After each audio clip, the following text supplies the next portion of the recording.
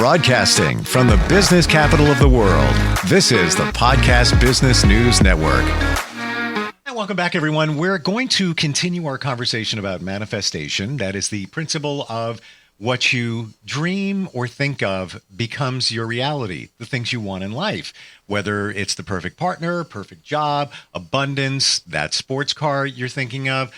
Many people have proved this principle that it works. She helps you make it work as a law of assumption coach. And today we're going to talk about letting go of the things that may not necessarily support you and maybe blocking the opportunity for the good stuff to come your way. She's Sue Carabello, and she's back with us. How you doing? Good. How are you? I am good. I wrestle with this, the letting go thing. Yeah. Because I wonder, like, let's say if it's a relationship, right? Sure. You're in one now. It's all right, but you know it doesn't really truly support you. You Right. know in your heart, and I really mean, like, in your heart, there's somebody out there for you. Yes. You just know it. But, for either convenience, companionship, you hang with whoever you're hanging with now. Right. It's not the forever, and you know it. And maybe you both talk about it, or you just, just spending time with them, whatever. Right. Would that be blocking you from bringing that perfect person to you, or the one that supports you? Yeah. Yes. Yeah, absolutely. It's really, I think we've discussed this before, when we are not trusting our soul and what our soul is guiding us to, we are energetically blocking the person that is meant for us to come in. And also the stories that we hold on to about love, about how we see ourselves, like all the stories that could potentially be blocking us from calling in that specific person that is meant for you. And when we hold on to those stories, we energetically block ourselves, and not intentionally. Sometimes we do it because we're afraid of getting hurt, afraid of being abandoned or rejected, or fear that we're not good enough, right? So we hold on to these stories as a defense mechanism. In some sense, as a protective mechanism too. But when we can let go of the story and all its legs, arms, branches, we can really call in the life that we prefer and desire. So let's take it to another level. Sure. The job. Yes. You can't necessarily just quit your job and say, I'm going to manifest the job I want. Right. So how do you roll with that? Well, that's, that is where I come in. So it's making that transition seamless, right? When you fully know and you have a plan in place for that next step, that is the inspired action that you take, right? We don't want to you never want to just get up and leave, right? And then you're starting like from scratch, right? You need to have a plan for what the next step is when it comes to a job or even a relationship, right? And I don't want to say a plan, because the best things happen when they're unexpected. You maybe at a job that you love, but then suddenly you come along and you find this job that just seems perfect for you. It's all bells and whistles, and suddenly you're picking yourself up from this job and moving to that other job. So there is that inspired action that you need to take. So you can't just quit your job and be like, I'm manifesting a new job, and sitting at home without taking any inspired action to connect or reach for that job. What I would recommend in that space is to hold on to the job you have while creating that opportunity for yourself. And again, it can happen very quickly. Lots of times people want to go into the field of entrepreneurship and start their own business, start their own coaching practice. But a lot of times they have another job that sustains them, pays the bills until that step can be taken and you can move from here to there. Is it more of an emotional attachment that could be holding you back? What do I mean by that? The job could be emotional connected to that. However, I need to support my life, my family, whatever it might be. When you're holding on to when you're with a person and you're waiting for the perfect one to show up, right? You have emotional attachments to the one that you're with, and it runs deeper than the job. Does that make sense? Yes, because it's when we attach somebody emotionally, it's a fear of loss, right? We're going to lose a part of us. There's something wrong with us. There's something wrong with me. So, right. So we hold on to things because we're afraid to let go. We're afraid to let go and be vulnerable and step into that space of uncertainty. But that's where the magic happens. And if you hold on so tightly to things and you're so emotionally attached, you are not recognizing that you are the source of that love, that abundance, that joy, that peace, that excitement is already within you. So when you can step away and step back into that space of, you know what, if I do let go of this, I know I'm going to be good. I know I'm still everything that I aspire and desire to be because I am the source of that love. I'm the source of that abundance. I'm the source of that excitement. So if someone was to leave, there's an attachment to the relationship per se, but when you recognize that you are still full, whole, and complete without the partner,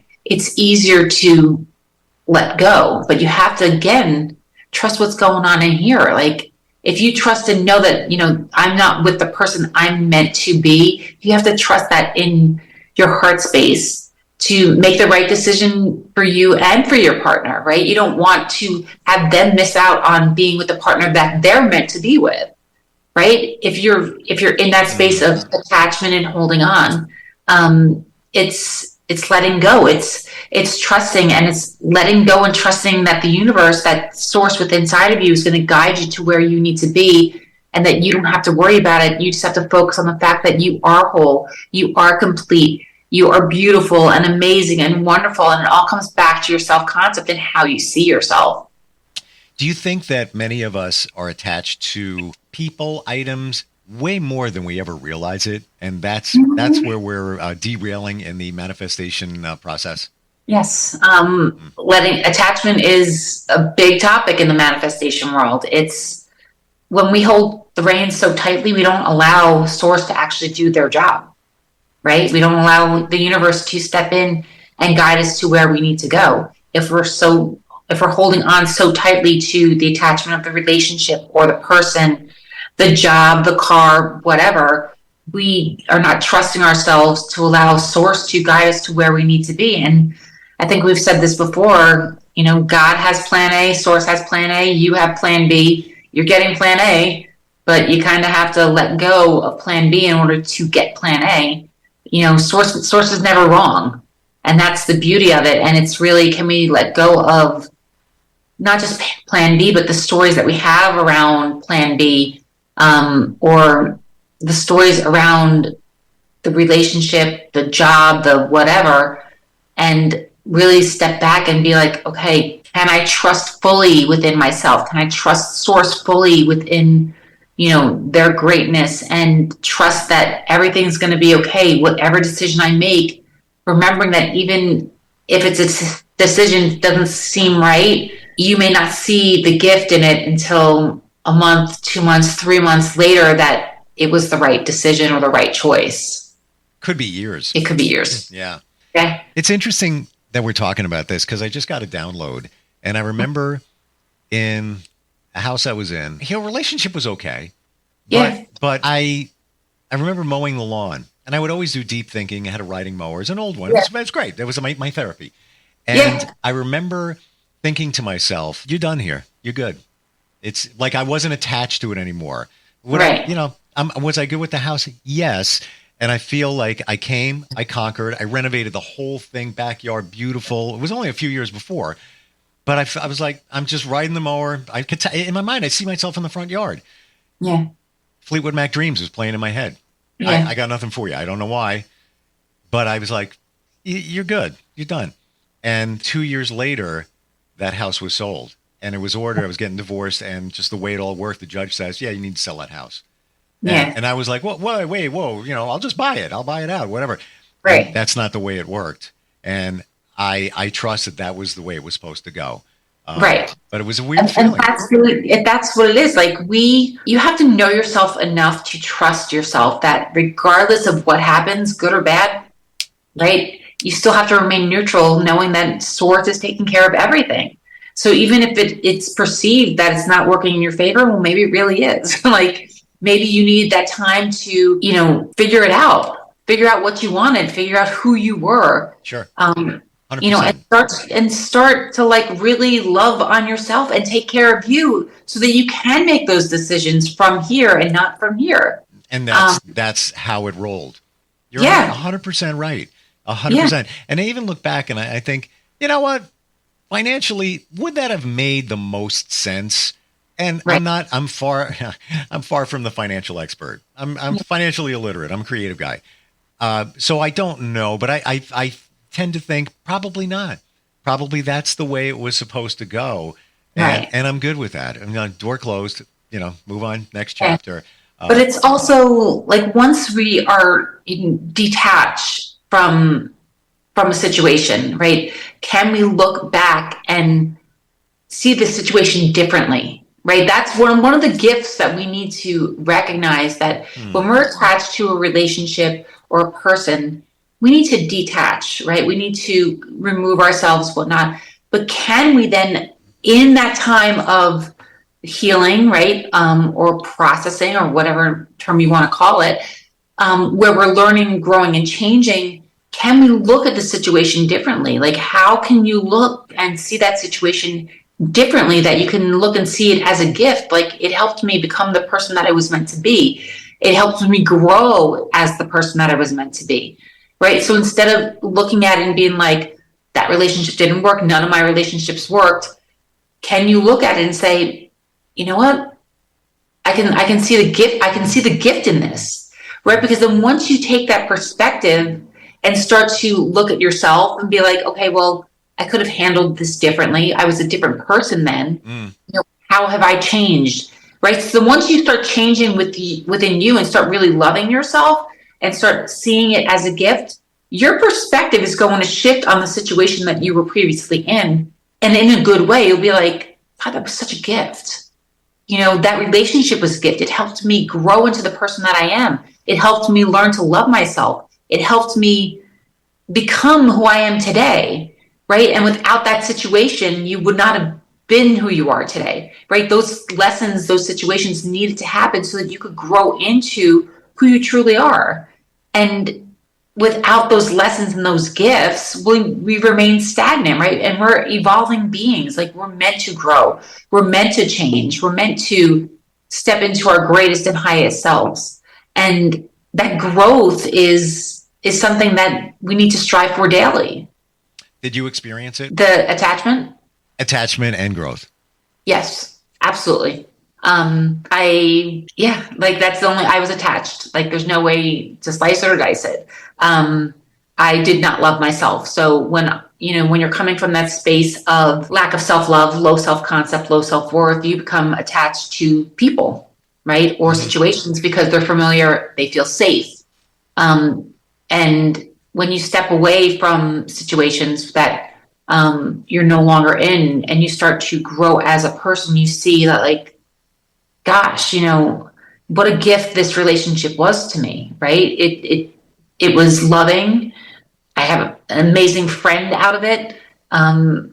You look at it through a different set of eyes. Like, you're not attached anymore, right? So when you're not attached, you can see the love that was actually there, right? Because that's the gift. Like, love is the gift, and love is the gift that you can give yourself and others every single day. But if you don't love yourself, you're looking for that source of love in another person.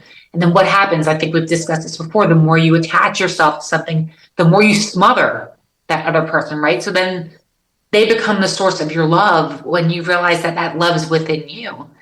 But once you detach, right, and you start to like fill up your own cup, you can see the gift of what that relationship was, however it is to you. And that's the beauty of it, is you can look back and be like, God, it wasn't as bad as I made it out to be, or it wasn't, it happened the way it had to happen, is, I guess, the nice way to put it, right? Because sometimes when relationships end, they don't always end on a good note. They may not end on a good note, right? There's anger there, there's hurt feelings. But when you step away, you see what the gift is. And it's like, God, we had a great run. we had a great relationship together. We lasted for like, X number of months or years or whatever. And you can see it for what it is, which was truly a gift. Like, not everybody gets to have that in their life. And if you get to experience that at all, like, what a gift it is. And I speak firsthand that, I went through my own divorce.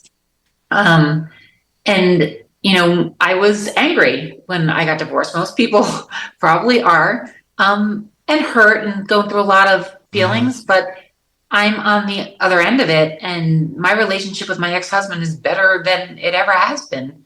Our friendship is fabulous. And we can rely on each other, not just for the sake of our kids, but in general. Like, if I need something, I know that I can, ask a favor from him and not think twice about it, because that's the relationship we've cultivated, right? We knew that our run had come to an end, and we did our best to, work through it for, however long it took to get to the other side, and we did. And I'm grateful for that gift every day, right? Like, I'll say it, like, I have a friend for life. I have somebody I can rely on, somebody I care about, and a great father and dad to my kids. Like, it's a win-win-win. Like, and I'm grateful for it. They say that time heals, but it's also time heals you.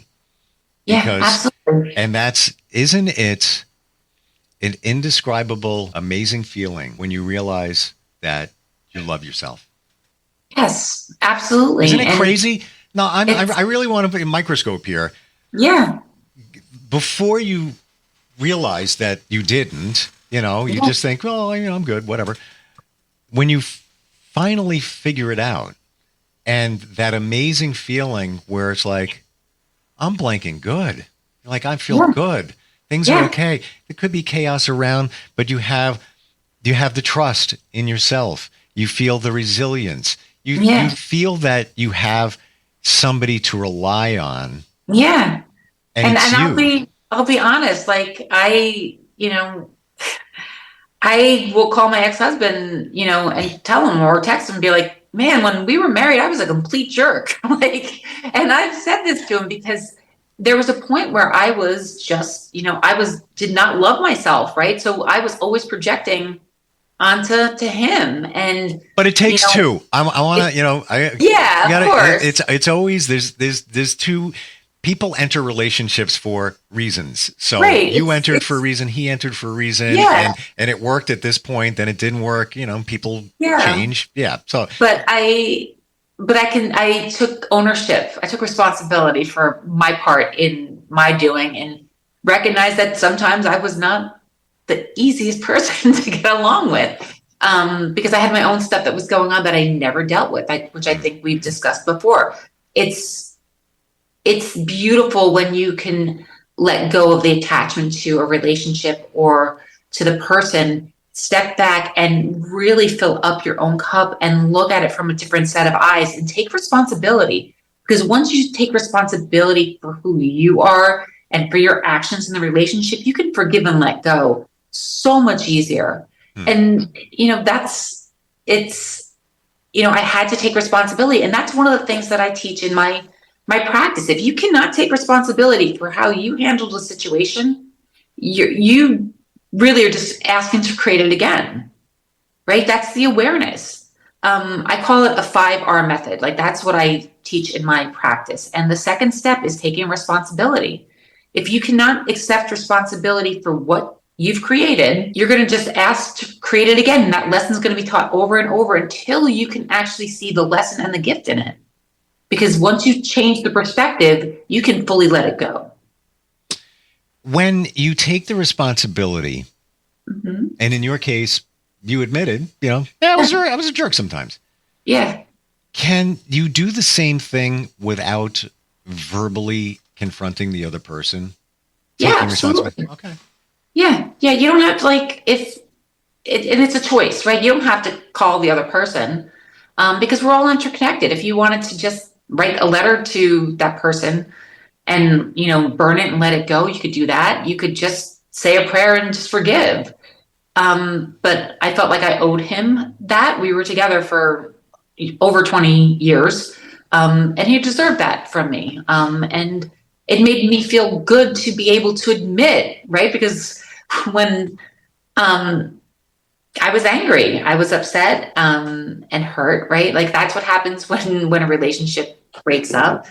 And I felt he deserved better from me. So I did what I thought was right and made it right and owned up to my end of the bargain or my end of the deal. So yeah. Did he admit some things to you? Yes. Like we both discussed that we both made our mistakes. And that we are, better people for it now, for having the relationship that we did have. Time heals. And that's the beauty of it. If, we both owned up to, where we made mistakes, we can laugh about it now, which is even better. And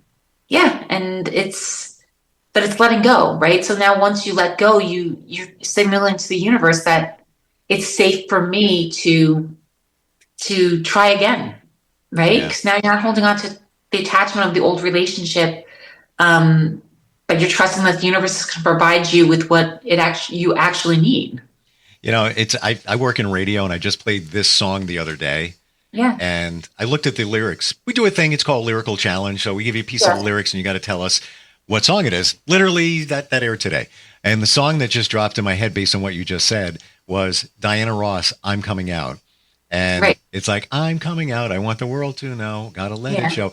That's what it sounds like when you reach that point where you're kind of a new person. And it's almost when you're there, you're saying to the universe, I'm here. I'm coming out. I don't mean coming out, changing sexual preference. I'm talking about you're just your rebirth. I'm a new person now. Yeah. Now I'm here. I'm attracting the stuff that should be coming to me. But it takes time to get there. Final question. Sure. If you didn't figure out that you needed to love yourself and didn't take the steps to achieve that, would you have been able to say those things to your ex, admit those things, all of that? No. No, because that's passing the buck, passing the blame onto the situation. And when we do that, what do? We just ask the universe, please give me more of this. Please let me recreate this going forward. And that's not the way I live my life. That's not the way I want my clients to live their life. You have to let it go, but you have to see the gift in it, right? What's the gift in this relationship? My 2 kids, right? That's like one of the greatest gifts of all, are my 2 boys. And I'm grateful for that. And I'm grateful for every experience in my life now, because now I see it for what it is. They were actually gifts and lessons that I needed to learn to become who I am right now, here in this moment. And if I did not have those experiences, I could not be on the mission that I am today, which is, teaching people about self-love and how to really love themselves, how to really cultivate that love within themselves so that they're not relying on it from other people, their partner, their kids, their family, their friends, or pushing that need and that desperation onto them so much so that you're pushing these people that they don't even want to be in your experience. They're running for the hills. It's being able to, pull that energy back within yourself, filling up your cup. I use an example as a bottle, right? So you have a bottle, and that's your well, right? And the well holds all your experiences, good, bad, and indifferent. Everything gets fed into that well. But if you don't dump the well out and clean the well out, you're just taking that well and spewing it onto people who may not deserve that spewing. A new relationship, a new job, a new friendship, right? You're spewing all your garbage onto them because you haven't taken responsibility for the actions and reactions to what you've been feeling, right? That's why you have to take responsibility for yourself. You have to take your responsibility, own up to it. And it's very uncomfortable, right? Our egos don't want to admit they're wrong, right? They don't want to be like, oh, I made a mistake. They're like, hell no. Because it's there to protect you. It's protecting you. It's there to protect you. It's his fault. It's her fault. Right. I don't want to feel pain. I don't want to feel pain. I don't want to feel pain. It's their fault. It's like, right. And that's the way the ego is designed. But when you start to take responsibility and drop into that space of self-love, you can really not only offer compassion to yourself, but you can offer compassion to the people around you. And you can see through the lens very differently. Like you're looking through the world through the eyes of love. And you can look at that relationship, be like, wow, it didn't work out, but I love that person at one point. I'm still friends with that person. I still care about them and I'm grateful for it. Right? Very different than being like, I never want to speak to that person again. It's taking responsibility. And if you can't take that responsibility, you ultimately can't let go. And you got to learn to take responsibility, because once you do, you forgive, you offer compassion to yourself, and you let go and you move ahead. Well, one of the most important things you can do is forgive. Well, yeah. It doesn't necessarily condone what somebody has done. It's forgiving right. yeah. for yourself. And everything we're talking about here, it could sound foreign to some people, not realizing what it feels like to love yourself. But once you do, it's indescribable. Like you just feel like you have a foundation. It's just an amazing feeling. Got to get there because it's the game changer. That's the game changer. And that's, I tell people, I'm like, I'm so passionate about this subject because it can change your life. Forgiveness can change your life. Taking responsibility can change your life. Owning up to your mistakes can change your life, because then you're not spewing garbage and hatred and inadequacy onto other people. You're owning yourself.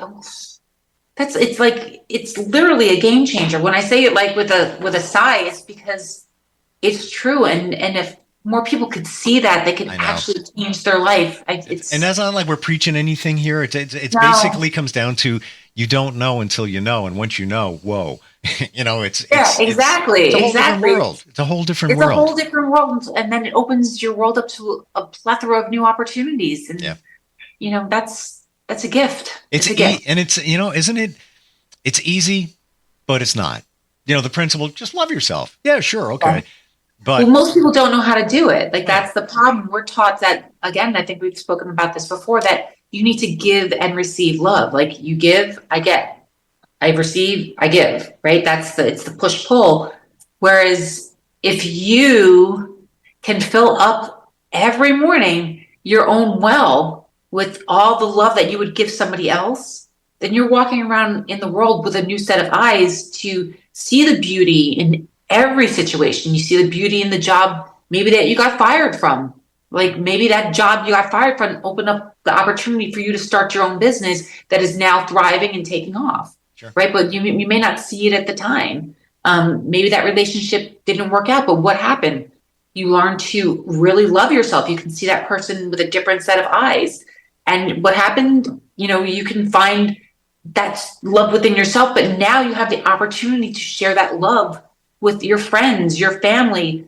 It's expansive. Love is expansive. And until you can remove the veil of the insecurity, the judgments, the hate that you may have for yourself, you'll never see the beauty in the world. Heaven is really a place on earth. And I know that we've spoken about this song before.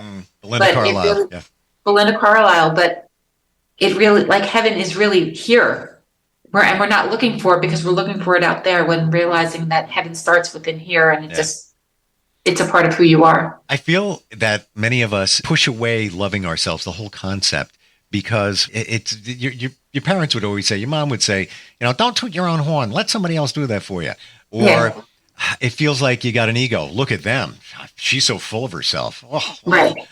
You never want to be that person. So then we shut it down in terms of saying, I love myself. I'm awesome. I'm freaking awesome. And that's it. Like, we're allowed to celebrate us, right? We're allowed to celebrate who we are. And oftentimes we don't, because, we've been told that if we do that, we're going to fear judgment. Right. But recognize that, like, if I'm judging somebody else, I'm also judging myself. If I'm hating on somebody else, I'm also hating myself. Right. So if you want to heal a relationship, you heal a relationship within you. And then you look at it through a different set of eyes. Right. If I'm being mean to somebody else, how am I being mean to me? Well, the cool part is we're out of time, like way over time, but whatever. I'm sorry. That the other eyes are yours, and you help Yes. people as a law and assumption coach. How do we find you? My Instagram handle is Susan Carabello _ or on my website at www.suecarabello.com. Carabello, Carabello.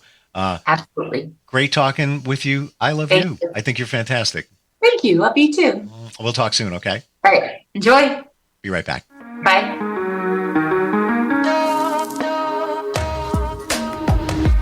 Broadcasting from the business capital of the world, this is the Podcast Business News Network.